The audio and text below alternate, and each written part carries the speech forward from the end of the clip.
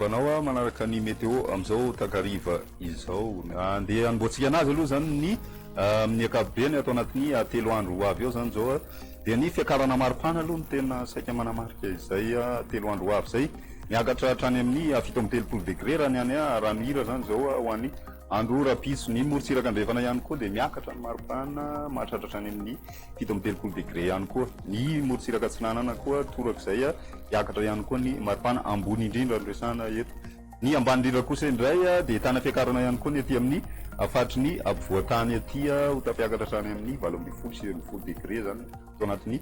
telo andro izay amin'ny ankapobeny fa ho an'ny rapitso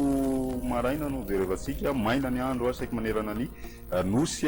na dia somary ahitantsika raona raha ny aty amin'ny fatry ny menabe sy atsimo andrefana aty ary koa ny aty amin'ny fatry sava na lanjorofo ary atsinanana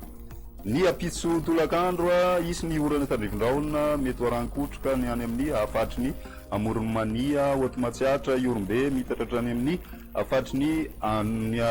anosy ano any zay mety mahazo ihany koa ny aty amin'ny ilany atsinanany atsimo andrefana badika moa zany masoandro faritra sasany fa tatsika raona ihany ny arimo tenony avaratra zany hoe aty amin'ny fatry ny ambilibe sy melaky aty zany mandraona amin'ny sitokotoko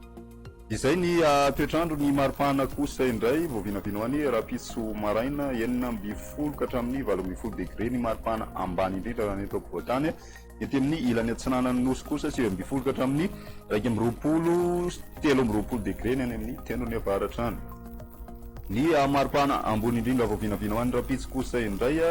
ny any rano irany hatratratra any amin'ny fito amby telopolo degré ho an'ny rapitso ety amin'ny morotsiraka andrefana ihany koa dia ahitana zay maripana ambony izay satria mahatratra any amin'ny enina amby telopolo degré celsius ny maripana ambony indrindra ny morotsiraka atsinanana moa zany manodididina ny telopolo ka hatramin'ny raiky amby telopolo degré eo zany ny maripana ambony indrindra